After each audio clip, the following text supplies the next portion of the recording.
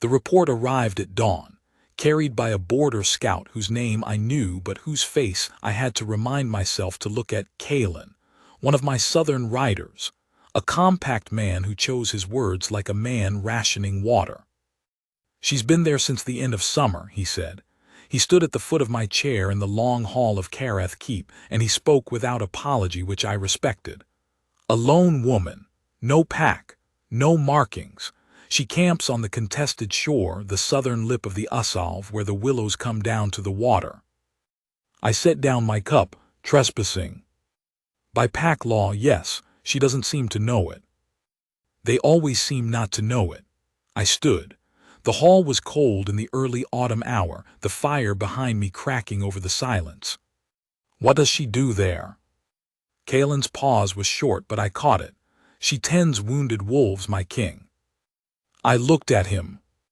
"Pack wolves," he said. "She finds them, or they find her injured, caught in the willow roots, come down bleeding from the ridge skirmishes. She has herbs. She knows what she is doing. 3 of our own have been returned to the pack hole that I know of. She doesn't send them back with any message. She just releases them." I was quiet for a long moment. Outside, the Usalv moved. I could not hear it from the hall, but I always knew it was there, the way you know the pulse in your own wrist. "She is trespassing on sovereign pack territory," I said. "South shore of the Usalv falls inside our border at the contested crossing. That has been pack law since my grandfather's time." "Yes, my king." "She has no standing, no pack claim. She is operating on our land without sanction." "Yes." "I will go myself," I said, "today." Kalen's expression didn't change, but something shifted in the set of his shoulders, a kind of careful neutrality, as if he were arranging himself to not have an opinion. "Of course." I didn't ask him what his opinion was. I never did. That was the nature of my office. I was the Alpha King, and opinions flowed to me, not from me. I made the decisions, and the land held its shape around them.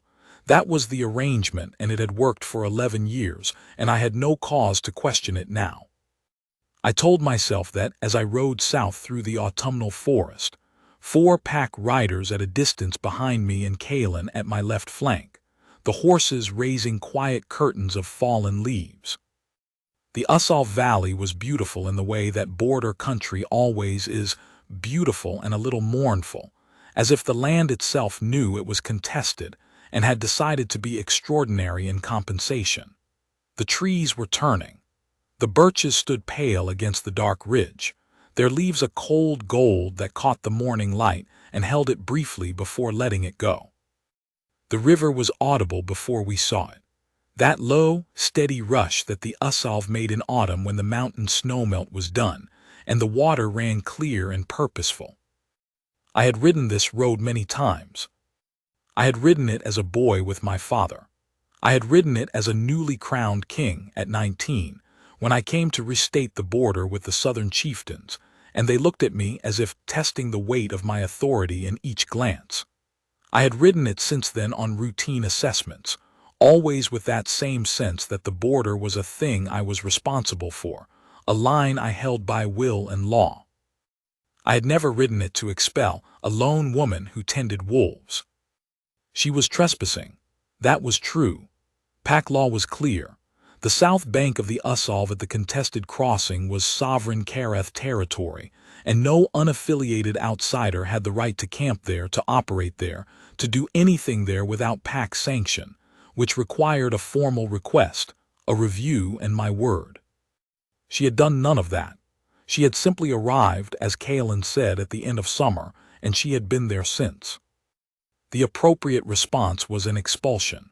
A firm, cold sentence delivered by me in person, because I chose to manage my own borders, and she would pack whatever she had and go, and that would be the end of it. I had given that speech before. I was good at it. I had never faltered in it. The willows appeared first, their trailing branches still green at the tips even as the upland trees turned, fed by the river. I slowed my horse without signaling to the riders behind me. They slowed on instinct, which was the kind of pack cohesion I valued in my southern riders. I lifted my hand. We stopped. The southern shore opened below us through a gap in the willows. She was already working. I saw her before she could have seen me, which was as I'd intended.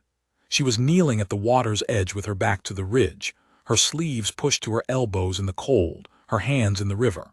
Something was at the water's edge, a wolf, lying on its side on the gravel, its dark coat matted and wet, one foreleg extended at an angle that told me instantly it was injured. She was working along the leg with careful hands, rinsing something, speaking in a low voice I couldn't hear at this distance.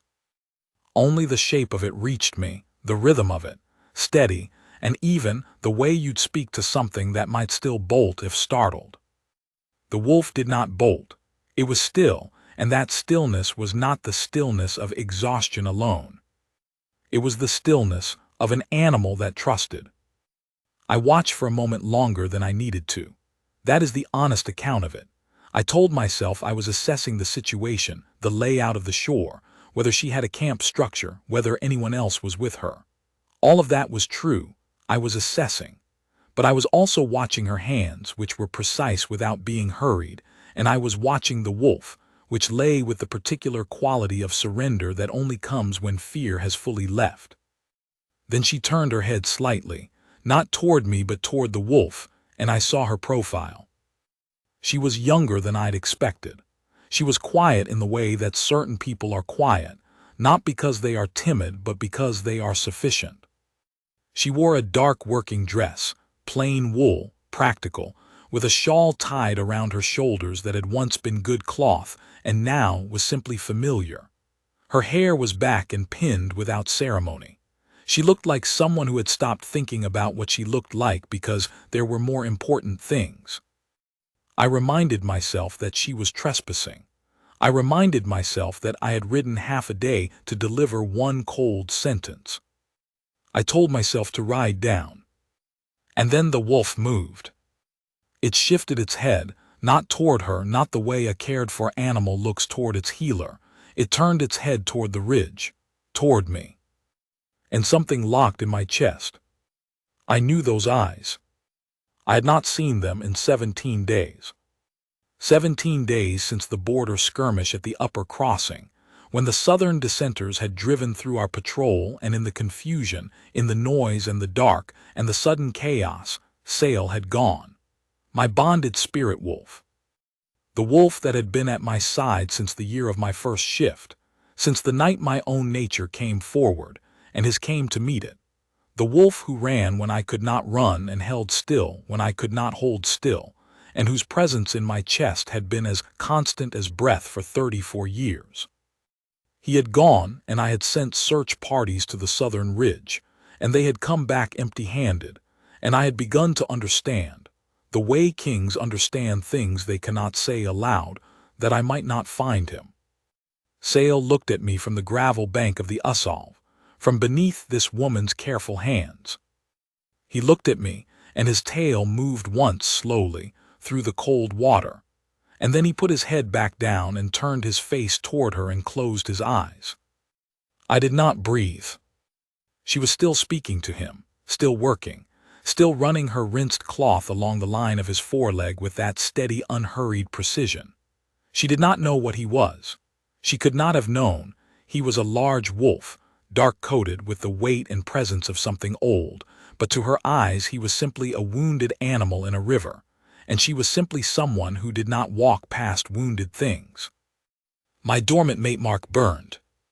It burned the way I had been told it would once long ago by my father, who had described it the way a man describes a thing he is not sure language can hold, like remembering something you never knew you'd forgotten. I had nodded, 19 years old, and believed him in the theoretical way you believe things you have not yet experienced. And then 34 years had passed, and I had not felt it, and I had grown accustomed to its absence the way you grow accustomed to a room that has always been locked, until you stop expecting the door to open. It opened. The mark ran from my wrist to the inside of my elbow, a faint pale tracery that had been there since birth, visible only at certain light, and entirely still for 34 years. In the space of one breath it came alive. It brightened, it warmed, it ached with the specific ache of recognition, and the pull it sent toward the woman on the bank was not violent or consuming.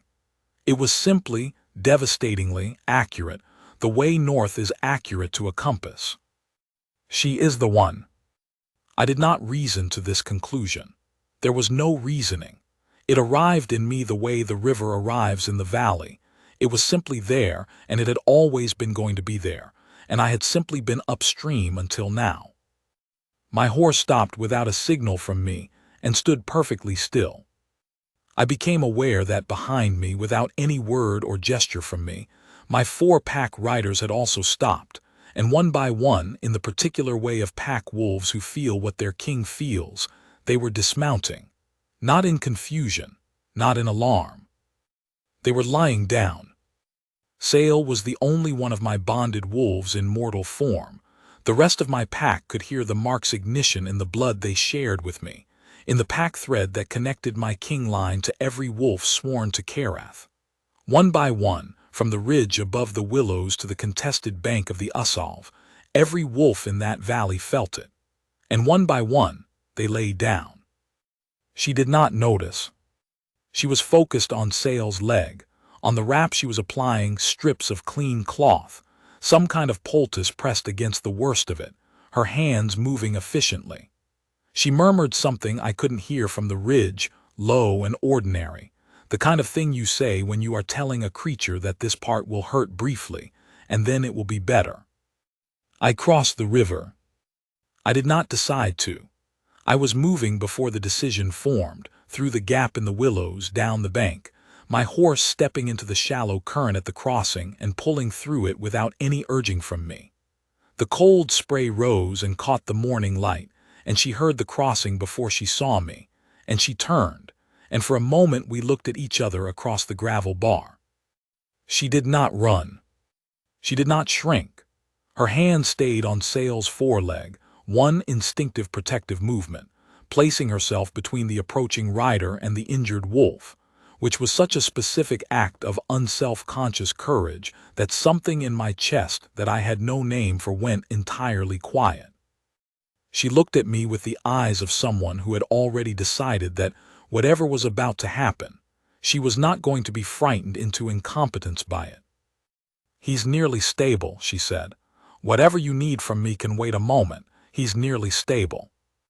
I pulled my horse up on the gravel and sat very still. "How long has he been here?" 4 days. She had gone back to the wrap. Her hands were steady. "He came out of the upper current. I think he'd been in the water a long time. He was hypothermic when he arrived. The leg had an old break healed wrong, probably in a fight, and the cold re-injured it. He fought me for the first 2 days. She paused, and I saw the corner of her mouth move, something that was almost fond. "He stopped fighting yesterday." "He stopped fighting yesterday," I repeated, because I needed to hear it said again. Wolves know when something is meant to help them. She looked up at me briefly. Her eyes were gray, a particular kind of gray, the gray of river water over slate, the gray of early light before it finds its color. "Where are you from? Your pack, I can tell." "Karath." She nodded, absorbing this, returning to her work. "I know I'm on contested ground. I know the river crossing is your border. I won't pretend otherwise." She tied off the wrap, her fingers finding the knot without looking. "But he needed tending, and I was here, and I don't walk past things that need tending." "You don't walk past things that need tending," I said again. She looked up at me again, and this time there was a faint crease between her brows, not quite concern, not quite curiosity, the expression of someone who is beginning to wonder if the man on the horse is entirely well. I'm aware I'm repeating myself. "You're not," I said. "I am." I dismounted. She watched me come down from the horse and stand on the gravel, and she did not retreat, and Sale opened his eyes and watched me too, calm, knowing, with the particular gravity of a bonded wolf who understands entirely what is happening. I crouched beside her on the riverbank. She was close enough now that I could smell the herbs she worked with yarrow. I knew it from the high meadows and something else, willow bark probably, the old healer's preparation. And under that, her own scent which my mark knew before I did, the way it had known everything else before I had consciously understood it. "What's your name?" I said. She considered whether to give it to me. I could see her weighing it not from fear but from a kind of innate self-possession, a woman who understood that her name was hers to give or not as she chose. "May," she said. "May," I said it, and it was ordinary and specific and right in my mouth in the way that names sometimes are. "I am Aaron." She nodded, accepting it as she accepted the information about the border, practically, without ceremony. "Aaron, your Karath pack." "Yes." "High-ranked from the way you ride and the way your horse stands. A senior rider." She looked back at Sale. "Or a lord of some kind." "Or a lord of some kind," I said quietly. She made a sound that might have been an almost laugh, at herself, I think, for not pressing the question. "Whatever you've come to say, I'll hear it. In a moment. I want to be sure the rap is holding." "Take your moment," I said. We were quiet together while she checked the rap a final time, while Sale breathed long and steady between us, while the river moved at our backs and the willows bent over us and the morning light fell clean and gold through the leaves. Above the ridge I was aware of my riders, still dismounted, still laid down. Kalen, I was certain, had no idea what he was doing or why, only that something in the pack line had told his body to be still. He would be bewildered. Later he would understand. "He's going to be all right," May said softly, as if saying it to herself as much as to me. "He lost condition in the water. The leg needs another week of rest. But he's strong." She looked at the wolf with an expression I recognized as affection, earned affection, the kind that exists between a person and a creature that has permitted itself to be cared for. "He's very strong." "He always has been," I said. She heard something in that and she turned to look at me. Her brows drew together. Her eyes moved to Sale, then back to me. "You know him." "I do." "He's yours." A pause. "He is mine." The meaning settled over her in stages. I watched it happen, the working of her mind behind those river-gray eyes. "He's your pack wolf. One of your—" She stopped. She looked at Sale again, at the size of him, at the age in his eyes, at the quality of his stillness. Wolves like Sale did not grow to their particular kind of presence in ordinary pack life. There was only one kind of wolf that was bonded directly to a king line, that aged in that specific slow and heavy way, that watched a situation with that specific calm authority. "He's your spirit wolf," she said. "Yes." She was quiet for a moment. Sale's tail moved again on the gravel, once slowly, an old animal's gesture. "Then you are not a senior rider," she said. "No." "Or a lord of some kind?" "No." The logic of the border, of his riding personally to a contested expulsion, of the way the riders on the ridge had gone to ground without command, it assembled itself for her. I could see it happening. She was not slow. She had simply not expected it, and the mind needs a moment when it hasn't expected a thing. "You're the Alpha King," she said. "Yes." She looked at me. Her expression was complicated, not fear. Still not fear, which was the thing about May that I was already beginning to understand. She seemed constitutionally disinclined to be afraid of things that hadn't yet given her concrete cause to be afraid. But there was a kind of new gravity to her stillness, the recognition that the situation had become considerably larger than she had understood it to be. "I've been trespassing on your land," she said. "You have?" "For almost 2 months." "Yes." "Harboring pack wolves without sanction, a beat." "Including your bonded spirit wolf." "Including Sale." I looked at the wolf between us. He had his eyes closed again, serenely, though I note he arrived under his own recognizance. May made a sound. This time it was unmistakably the start of a laugh, quickly suppressed, which she then didn't bother suppressing. It was brief and low and real. "I suppose he did," she said. We looked at each other on the gravel bank of the Usolve, and the morning light was on her face, and the mate mark on my wrist had not dimmed and was not going to dim, and sail breathed long and steady between us, and the river ran at our backs, and the willows held their trailing branches over us like something that had been arranged. "I came to send you away," I said. I know, she was not afraid of that either. She received it with the same steadiness she seemed to receive everything, as a fact, as something to be dealt with practically. "I'm prepared to go. I'll leave the remainder of the supplies. I'm not going to send you away." A pause. She was very still. "My king." "Aaron." Another pause, smaller. "Aaron, you have every right to. I understand pack law. I've never pretended the South Shore doesn't belong to Kereth. I should have sent word before I may." Her name in my mouth again. Right, particular, already familiar in the way that nothing had ever been familiar. "I am not going to send you away." She looked at me, and for the first time since I'd come down the bank, I saw something other than that deliberate composure in her face. Something had shifted in her expression that she hadn't had time to manage. Something open and uncertain and very young, which was strange because she was not young.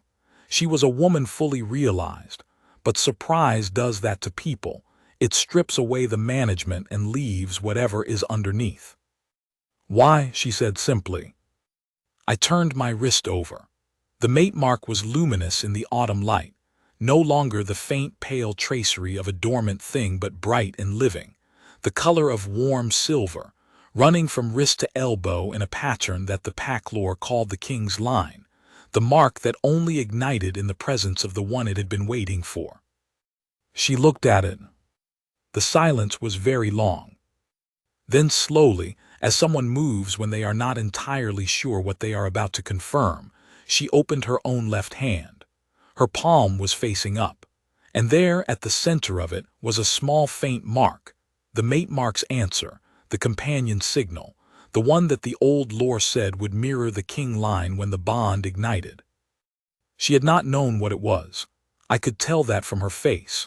She had had it her whole life. She told me this later, much later, that she'd thought it a birthmark, a minor thing, occasionally remarked upon and never explained, and now she was looking at it and it was warm and it was bright, and the light in it matched the light in mine.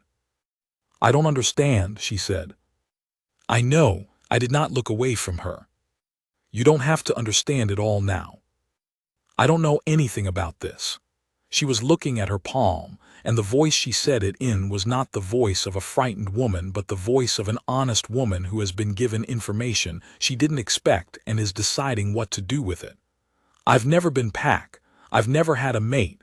I don't know the law of this." "I'll tell you the law of this." She looked up. "The mate mark," I said, "is pack law's oldest thing. Older than my grandfather's border treaties. Older than the name of this kingdom. It is not assigned. It is not negotiated. It does not ask.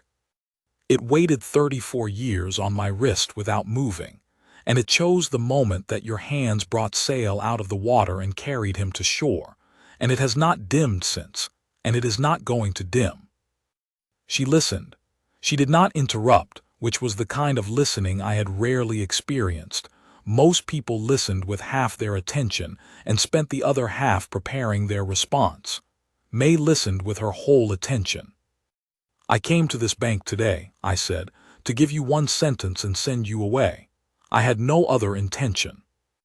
I have been alone for 11 years as king and for 34 years before that, and I had reached the conclusion that the mark was simply not going to fire. That I was the kind of king who would reign without a mate, and I had made my arrangements around that conclusion, and I was satisfied with them." A breath.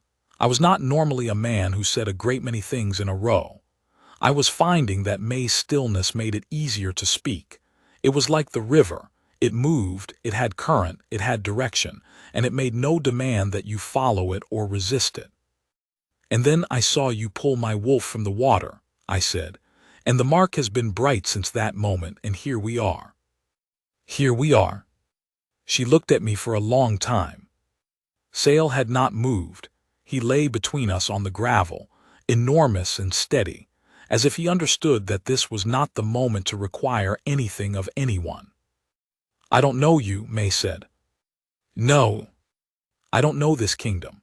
I've been living on its border for 2 months, and I know the south shore of this river, and I know the medicines that grow in the willow shade, and I know the moods of the current, but I don't know what it is to belong to a pack, or what it would mean." She stopped herself. She was choosing her words. "I don't want to be impractical about this. I understand the mark is real.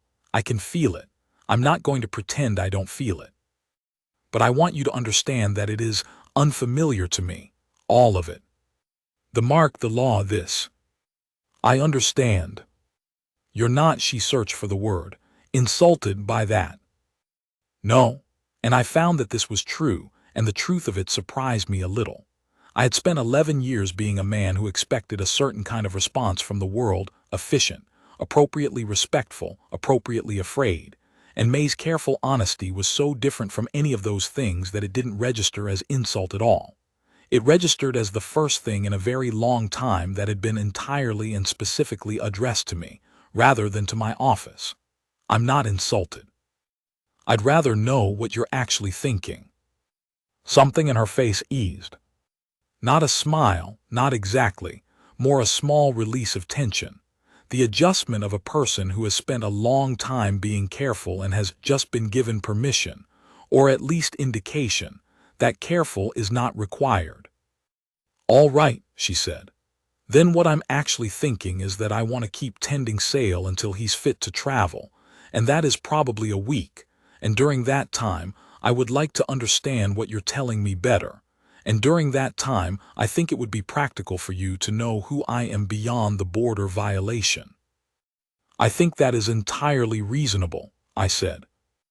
"And after that week," she paused, "I'm not going to promise anything about the after." "I'm not asking you to promise anything about the after," I said. "I'm asking you to stay on the South Shore for a week and let me cross the river." The look she gave me then, level, assessing, and then quietly, privately, something that was the first edge of warmth, was a look I knew I would remember. It was the look of a woman deciding to trust something slowly, and it was a more valuable thing than any vow. "All right," she said, "cross the river." I crossed it every day for that week. I came in the mornings when the mist was still on the Usalv, riding the South Bank Road alone or with Kaylin at a distance, and I sat on the river gravel while May worked, and we talked, and sail lay between us and recovered. Kaylin did not ask me what I was doing. He had understood in the way that pack bonds sometimes transmit understanding faster than language, that something had changed on the South Shore, and he was a man who waited for information that would be given when it was ready. When I told him on the third morning, simply and without embellishment, "The mark has fired. She is the one," he was quiet for a moment and then said, "I'll see that no one disturbs the South Shore." "Thank you, Kaylin." "I'll also," he said carefully, "see that no one who came with us on the first morning says anything to the pack council until you're ready." I looked at him. Did they see it, the mark? "We all felt it," he said. "We were on our faces before we understood why. By the time I stood up and looked at the crossing, you were already in the water." He paused again. "I've never lain down involuntarily before. It was instructive." "I imagine it was." "She must be," he stopped himself, and then, with a kind of deliberate respect, "she must be significant." "She is," I said. "She is everything the mark says she is, and she doesn't know any of it yet, and I'm going to go slow." Kaylin nodded. "Slow is probably right." On the South Shore in the mornings, we talked. I learned her the way you learn a river, by its course, not all at once. May had lived on the river country for most of her adult life, moving between the crossing town settlements, keeping herself useful in the way that a person with practical skills can always find a way to be useful. She was not pack, had never been pack, had grown up in one of the river border settlements where pack affiliation was a concept from the upland world and not a lived reality for most people. Her mother had been a healer's assistant. She had become a healer. She had never had a mate mark that anyone she knew could explain, and so she had stopped expecting it to explain itself. "I thought it was just something some people have," she said, on the second morning, not looking at me, occupied with Sale's leg. "The way some people have a crease in their palm or an extra knuckle, just a thing." "It is just a thing," I said. "For most people who have it, it fires in youth, in their 20s, occasionally later." I looked at my own wrist. "Not in middle age as a rule." "You're not middle-aged," she said, with the flat directness that I was learning was her humor, dry and quick, and given without ceremony. 34, I said. "I'd call that the middle of something." 34 is not old. She tied off a fresh wrap. "It's old enough to have made decisions you regret and young enough to make different ones. That's a useful place to be." I thought about that. It stayed with me through the day and into the evening when I was back in Careth Keep at my council table, going through the border assessments and the autumn trade tallies, the practical machinery of the kingdom turning around me. Old enough to have made decisions you regret, and young enough to make different ones. I had made a great many decisions in 11 years. I had made them well by most measures. The pack was stable, the borders were held, the winter stores were adequate, the laws were fair. I was a good king. I had been proud of that in the quiet and self-contained way of a man who does not seek approval. I had not had anyone, in 11 years, say a thing to me that stayed with me through the evening. On the third morning, she asked me about the mate mark law. "The old lore," I said. I was sitting on the gravel with my back against a willow root, Sale's enormous head occasionally resting on my knee and then lifting again, the wolf apparently satisfied that things were proceeding correctly. "The king line mark has been in my family for as far back as any record goes. It's said to be the moon's doing, the moon bond, the fated mate tradition. It's not magic in the way that spells are magic. It's more like law, made in a different language." "Natural law," she said. She was watching Sale's paw, which she'd been massaging gently with some oil that smelled of pine and cold water. "Natural law, exactly." I found her use of that term telling. She understood the distinction intuitively, the difference between an imposed system and a discovered one. The mark identifies the one person in whom the king's line can find its fullest expression, its completion. That's the old word for it, the completed bond. Completion sounds like the end of something. I've always thought it was the beginning. She looked at me, briefly and directly, and then back at Sale. I had learned that her brief direct looks were how she acknowledged things she found worth acknowledging. She didn't linger, but the look itself was full. "What does it mean?" she said.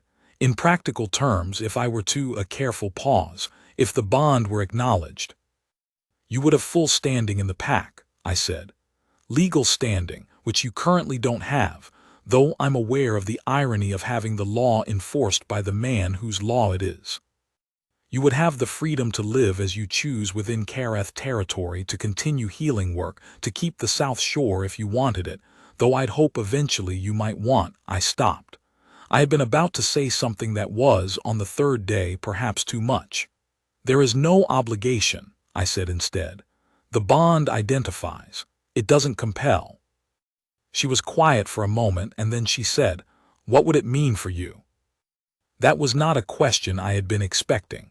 Most people, in most conversations about the king line, focused on what it meant for the other person, for the Luna, for the pack, for the political geometry.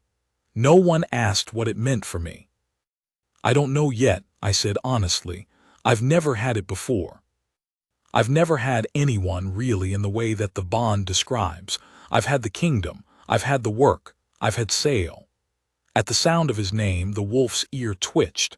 "I think it would mean that there is someone in the world for whom I'm not only a king, and I think that is," I searched for the word, "I think that would be significant." The morning was very quiet around us. The willows moved, the Usolve ran. "Yes," May said softly, "I think that would be significant." On the fifth day it rained. It came in from the north in the way autumn rain comes in the river country. Not gradually, not with warning, just suddenly overhead, the light going gray-green and the willows flattening in the wind, and the first drops hitting the river like handfuls of thrown stones.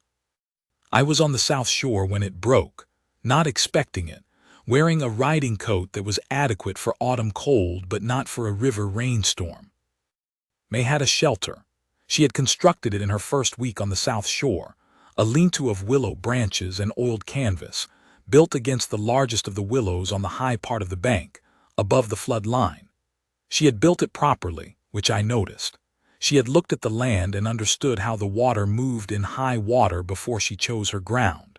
She had staked it with iron pins rather than relying on the willows for structural integrity, which meant it would hold in wind.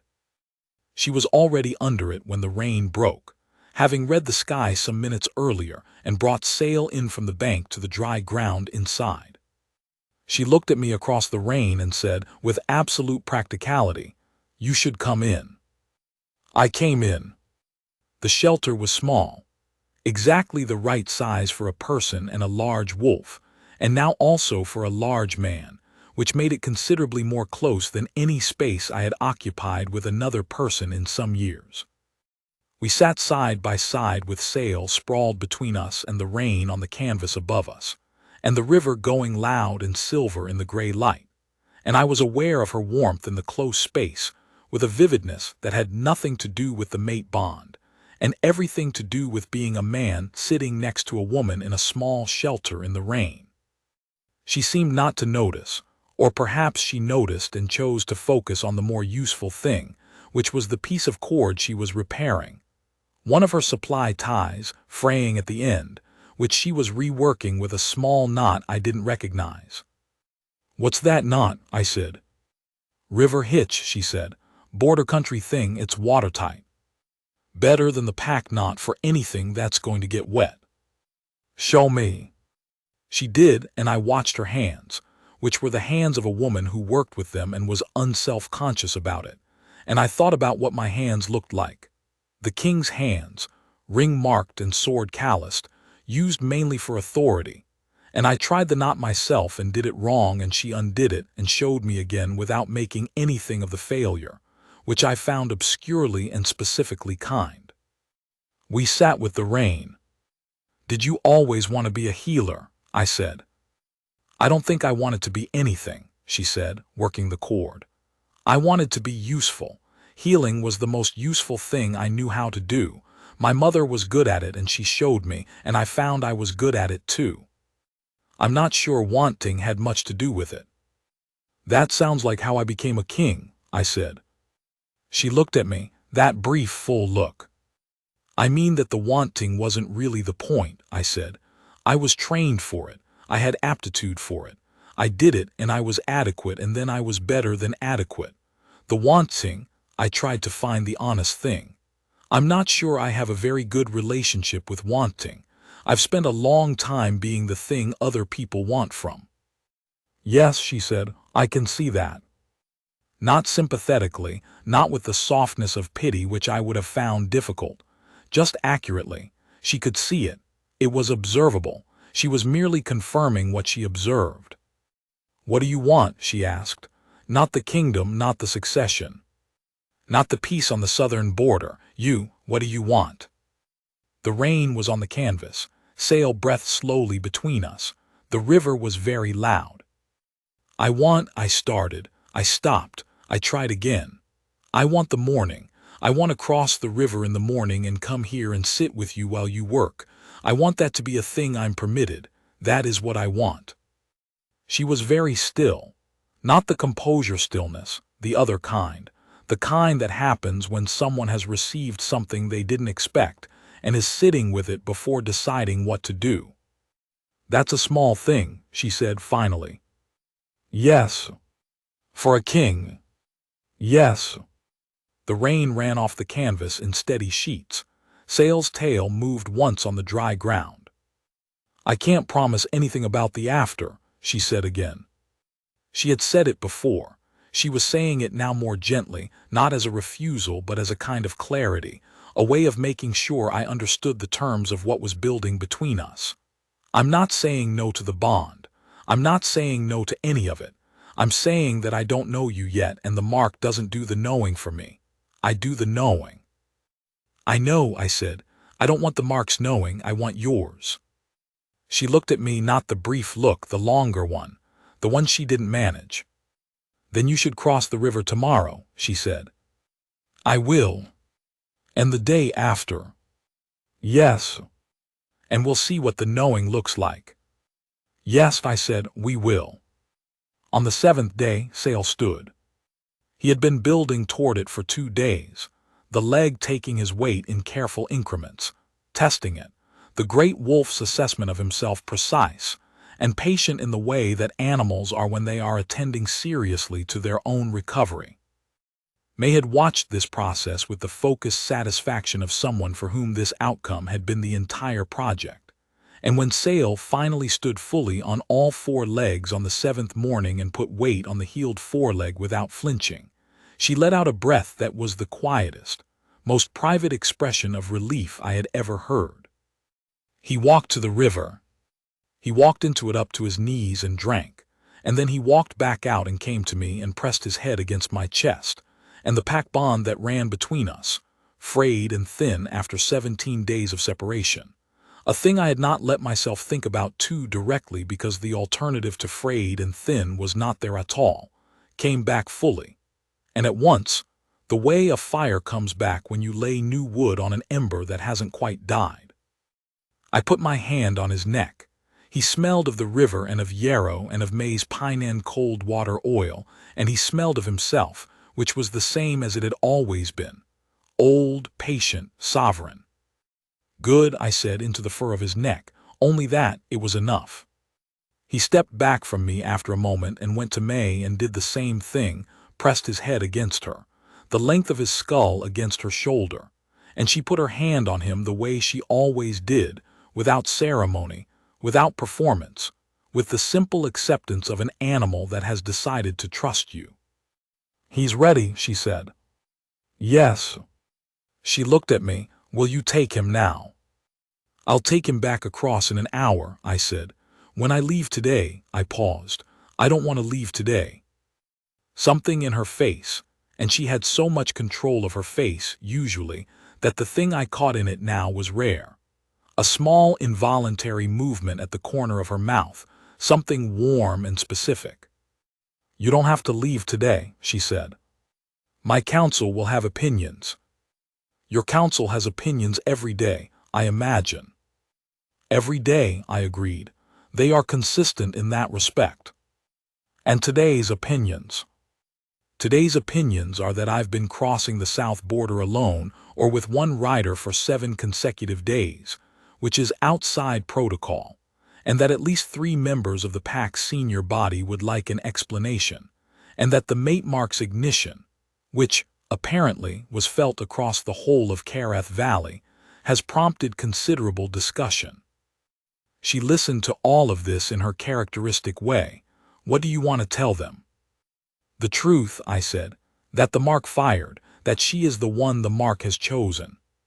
That I am going slow because she is going slow, and that the going slow is right, and that there will be time for protocol when the time comes.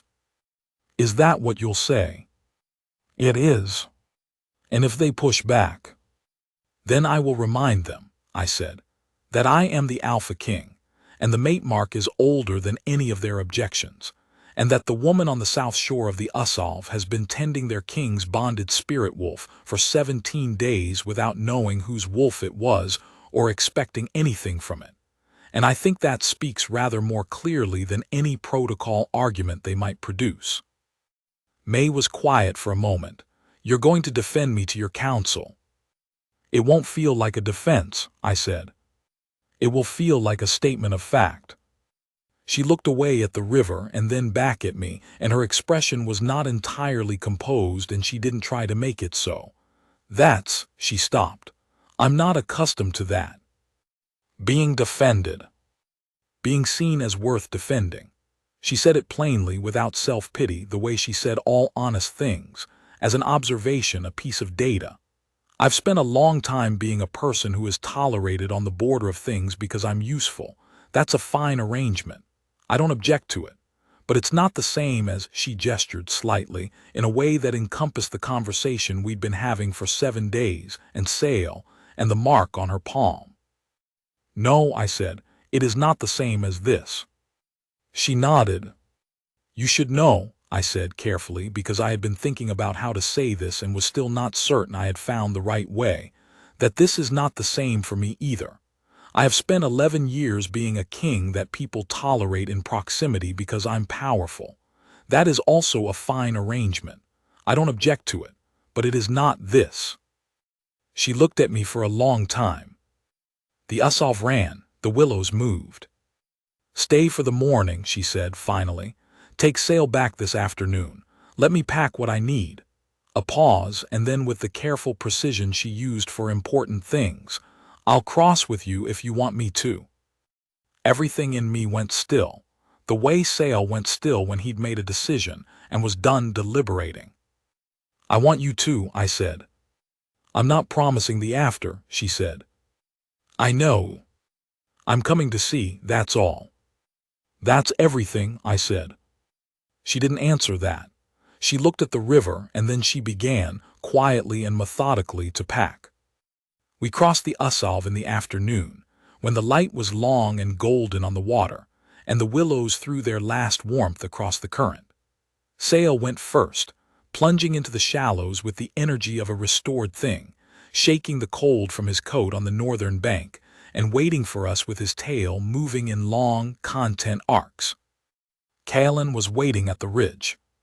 He had 4 riders with him, and when I came up through the willow gap with May at my side, he looked at her for a moment with the particular assessment of a man who has spent a week understanding that something has changed, and is now seeing the change in its actual form.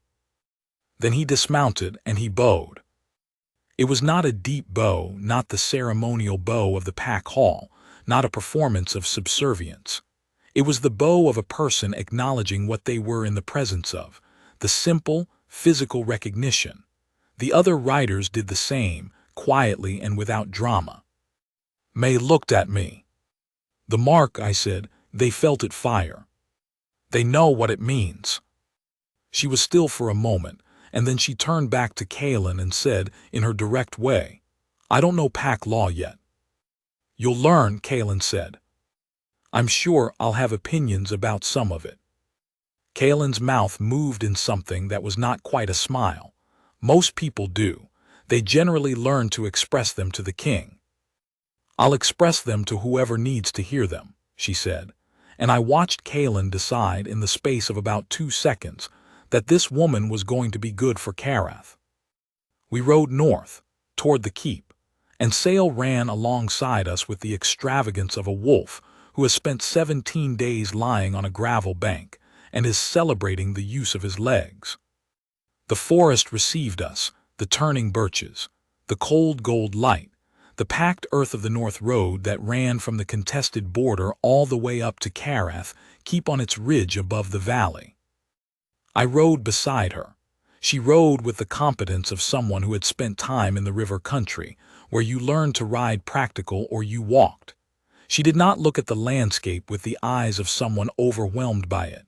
She looked at it the way she looked at everything, with assessment, with interest, with a kind of grounded presence. Your keep is on the ridge, she said. The high ridge, yes. You can see the river valley from it on clear days. Can you see the south shore? From the west tower, yes. A pause. I wondered sometimes if someone was watching from the ridge. Kalin's scouts were, I said, and I was. She absorbed this. Before or after you decided to come expel me? Before. I thought about how to say it honestly. I had the scout reports for some time before I decided to come. I told myself I was assessing the border situation.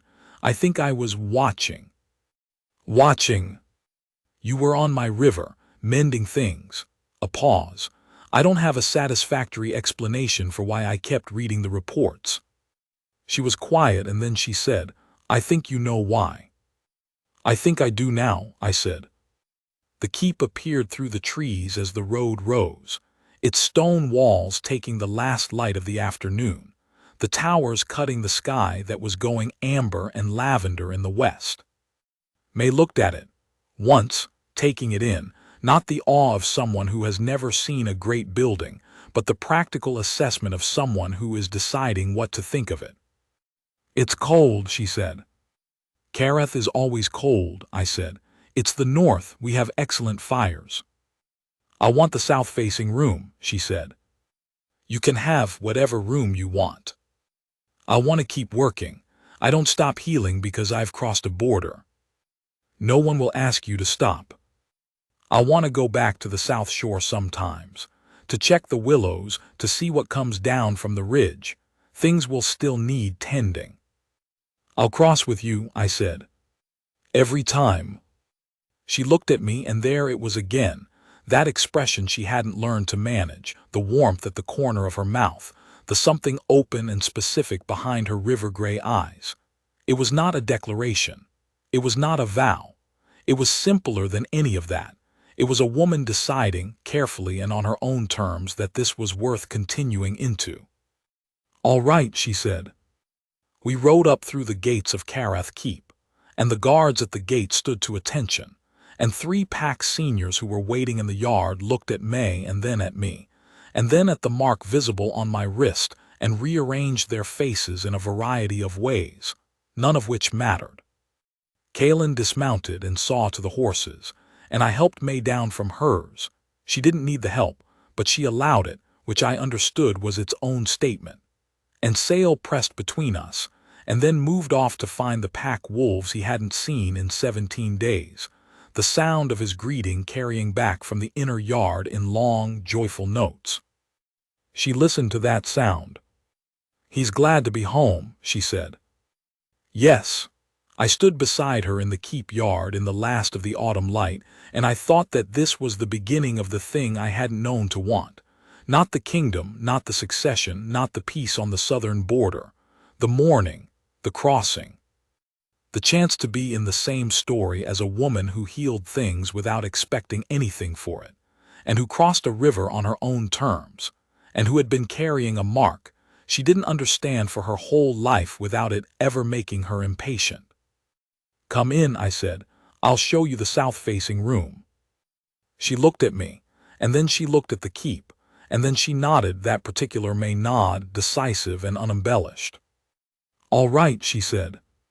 What I know now, that I didn't know then, is how quickly the particular becomes the essential. Within a month, the south-facing room was hers in the way that rooms become a person's, not by decoration or declaration, but by presence, by the specific way a space takes on the quality of whoever inhabits it. She kept dried herbs on the sill. She kept a basket of supplies by the door that was never quite finished being replenished, because things always needed tending and she was always noticing what had run low. She kept, on the small table, a piece of cord she was practicing the river hitch on, a different piece, a better one, a project she'd given me in exchange, teaching me the knot until I could do it first try. Kaylin, who had spent 11 years being my most trusted rider, and a man who expressed affection, mainly through the efficient completion of tasks, began to ride the South Shore with her on the mornings I couldn't come, which was most mornings, which was the arrangement that worked, and also the arrangement that was quietly generous in the way that Kaylin was quietly generous when he thought no one was looking. The pack council had opinions, as I told her they would. I told them the truth. The mark had fired. She was the one. We were going slow because she had said going slow was right, and she was right, and I would not be hurrying. The 3 members with the loudest opinions, Senior Boric, who had been my father's advisor and found change inherently suspicious. Thorol, who managed the border law and was uncomfortable with ambiguity in precedent. And Davith, who worried about the southern settlements and whether a woman from the border would carry loyalties that complicated our position, made their objections in various careful framings. I heard them. I thanked them. I told them that the mark was sovereign and that my decision was made, and that their ongoing objections were welcome in writing if they needed to be expressed. They stopped expressing them after about a fortnight. May had come to the council hall by then, to report, matter-of-factly, on 3 new pack wolves she had found at the contested crossing who were in need of attention, and what she intended to do about them, and what resources she would need from the keep stores.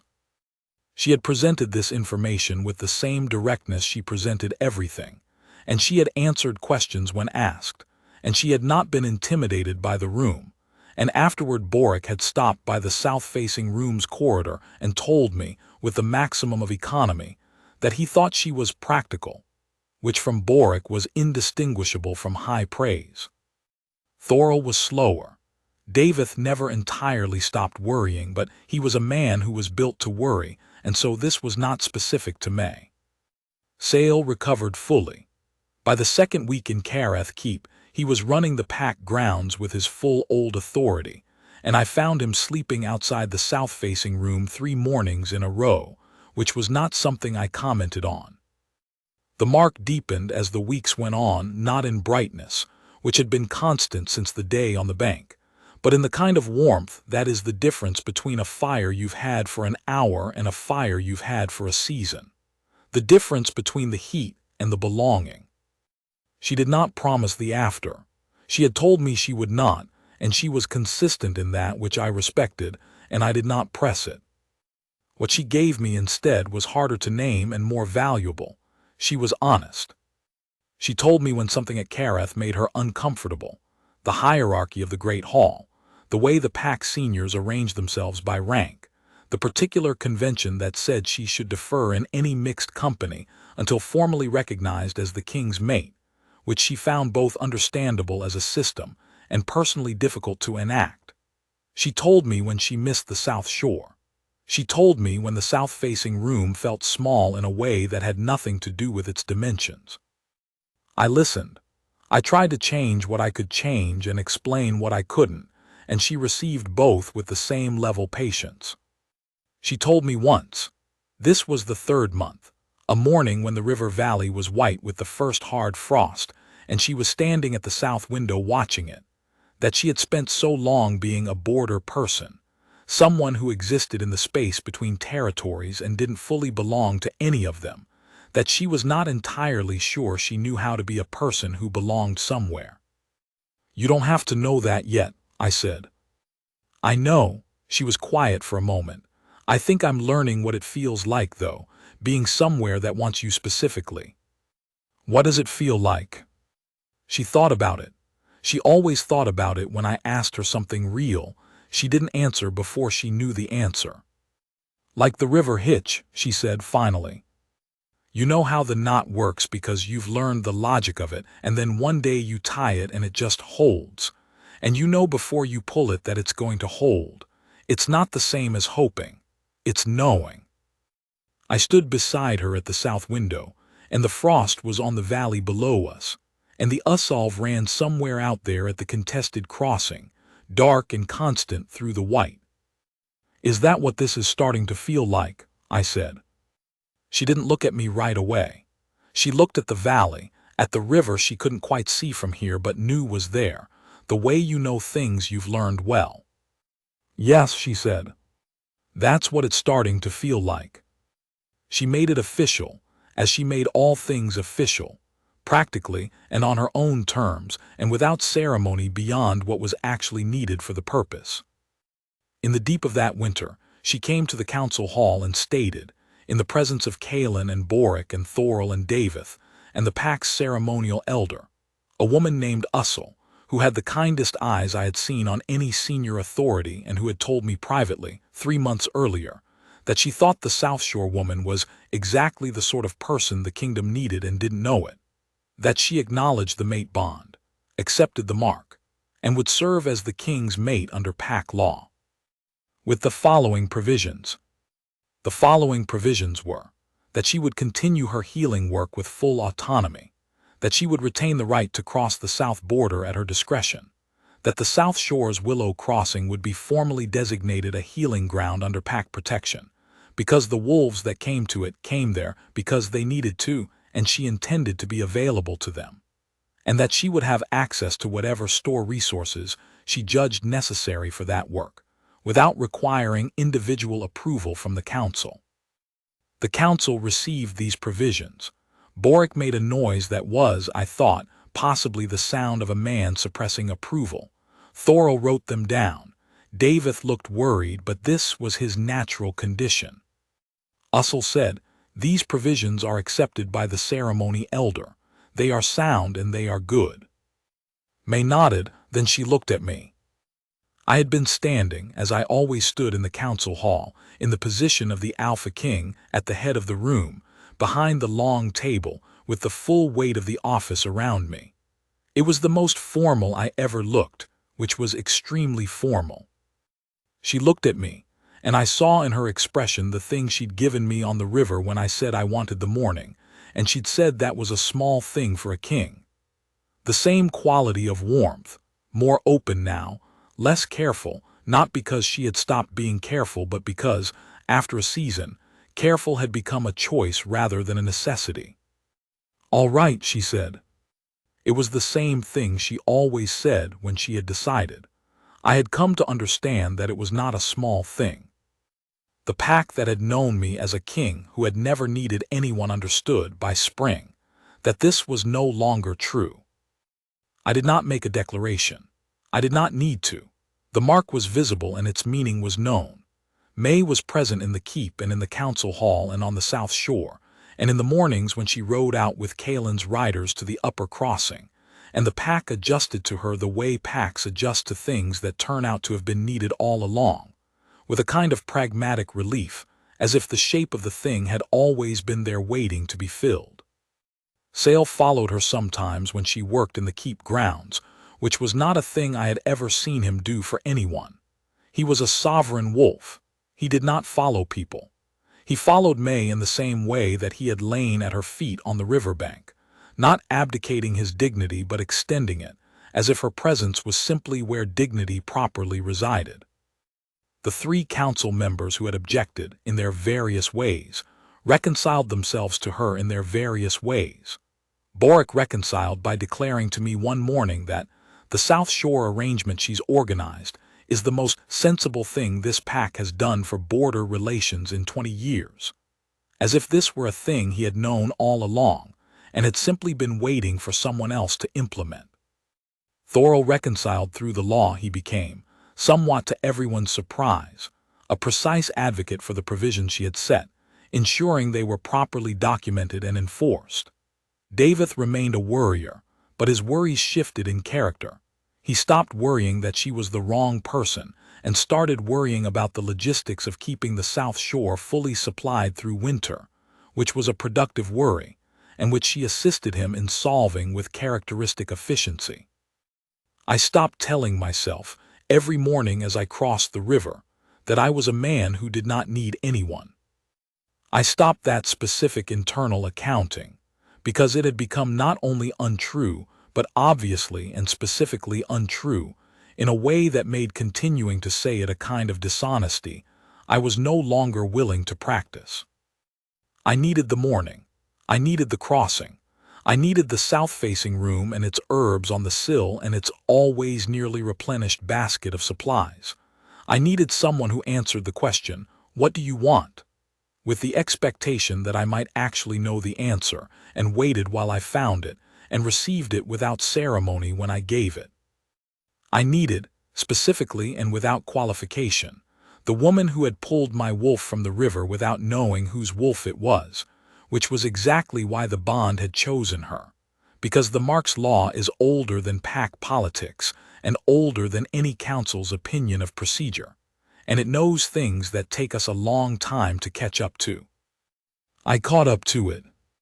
On the first morning of the spring that followed, when the Usolv was running with the snowmelt and the willows at the contested crossing were putting out their first pale green, I crossed the river and sat on the south shore while she checked the healing ground, reorganizing the winter stores, assessing what the willows had to offer in the new season, speaking in her low and even voice to 2 young wolves who had come down from the ridge with the wariness of things that haven't yet learned what Karath's South Shore is.